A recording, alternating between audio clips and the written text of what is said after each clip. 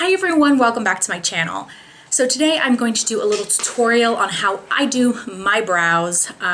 There are tons of different ways to do your brows. I am certainly no expert, but this is just the way that I do mine. It's pretty simple, just 2 products, and I'm just gonna take you through it and show you. Hopefully, if you are a beginner, this helps you out a little bit. If you are an expert with your brows, then maybe this isn't for you, but this is just my routine. So if you wanna see how I do my brows, then just keep on watching. Okay, so I have all my makeup done except for my brows, and I just wanna take a second to appreciate the difference that brows clearly make, because you can tell just something is missing from everything. It just looks empty. Now, obviously I'm a little glam, so that has something to do with it as well.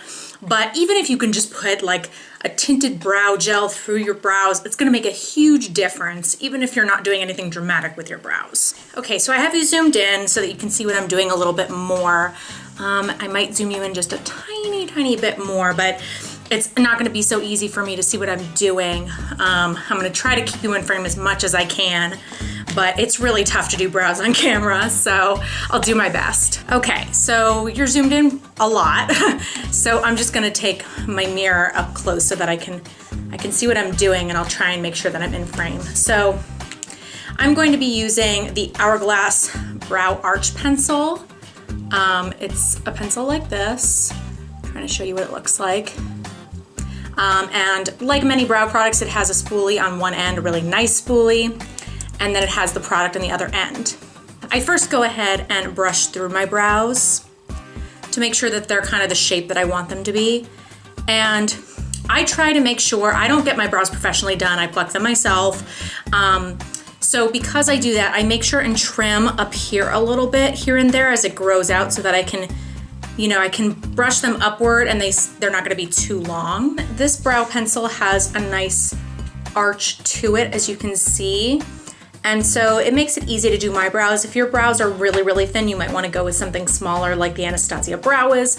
But the nice thing about something like this is that it's pretty waxy, it's not super pigmented, so you have a little bit of room for error. You don't want a brow pencil that's really pigmented and creamy like you would want other things to be that way, because you don't want to just like draw on and have to be so careful with what you do. I start by going underneath here, and you can see I'm pressing a little bit, but it's not distributing too much color there. So I kind of go underneath, and then I create the tail a little bit here. And that's where mine get pretty sparse, is over by the tail area. You can see that on the other side as well. I need to add the color there for sure. So I add some from the bottom and from the top. And it doesn't have to be a perfect point. I mean, you want them to look somewhat natural anyway. So, but I start from the bottom, and sometimes I'll continue on a little bit more, but I also like to go over and do the other side as well, because the toughest thing about brows is making sure that they are somewhat even. But the thing that they say about brows, which is really true, is that brows are sisters, not twins. So if you think that you're gonna get your brows exactly the same, one exactly the same as the other, you're gonna drive yourself crazy, because I mean, no one has ever achieved that, I don't think. They're always gonna be slightly different, because just your brows are different. But I try and go back and forth a little bit, and that helps me get them as even and as similar as possible. So same thing, I go in and I kind of fix that tail a little bit, because I don't have much of one. So you can see I need to fill in a little bit up on the top there too. So then I go in and do that. And I apply more pressure to the tail end of my brow, like about halfway towards the tail end, because you want it to be a little bit darker towards the tail, but then maybe a little bit lighter towards the front of your brow. So I put a lot more pressure at the tail end. Same thing on the other side, and we'll just kind of go back and forth like I said.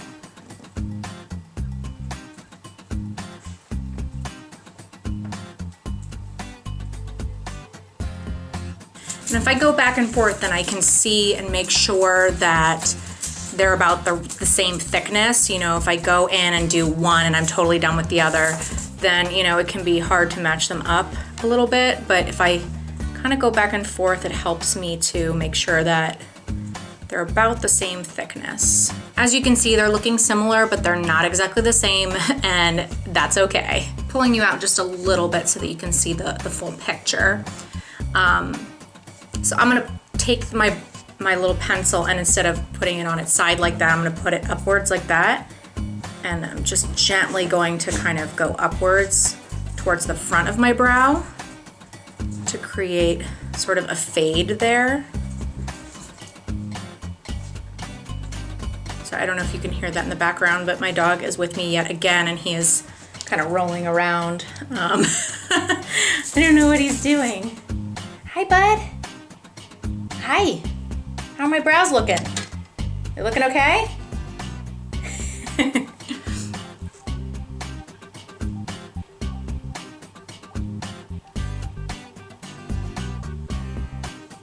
Same thing with the other one.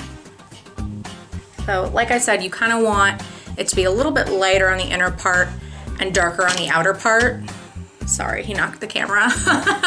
Sometimes you'll see people use two totally different colors actually for their brows because of that reason, because it looks a little bit more natural. But I find that I don't need to do that to, you know, as long as I just apply less pressure towards the front of my brow, then I end up okay. And then I go back in with my spoolie one more time just to sort of make sure everything is blended. And you can kind of go back and forth too, but you just want to make sure that it doesn't look too harsh. I mean, I don't want that anyway. Sorry, I'm looking in the viewfinder for a lot of this, but it's easier to see what I'm doing through the viewfinder. And then I like to go in with a brow gel to just set everything down, and I really like to use a tinted one because then it can fill in any gaps if there are any, and it's nice to have one on hand just so that if I don't have time to really do my brows, then I can use just the tinted brow gel. I really like the Brow Stylist Plumper from L'Oreal. This is really inexpensive from the drugstore. It has a lot of product in it, and it's very similar to like a Benefit Gimme Brow. It sort of has some fibers in there, so it's gonna give color, but it's also gonna help fill out your brows a little bit. So I just think that this makes it a little bit more natural looking. So I just go through them pretty quickly because we've already, you know, put color there. But again, it just, I think, helps it a little bit. And it also sets it in place too, which is nice. And that is it. Brows are done. So that is it for this brow tutorial. I hope that you enjoyed and maybe learned a few things about how to do your brows. This is just how I do mine. There are tons of different ways to do your brows. If you like this video, please give it a big thumbs up.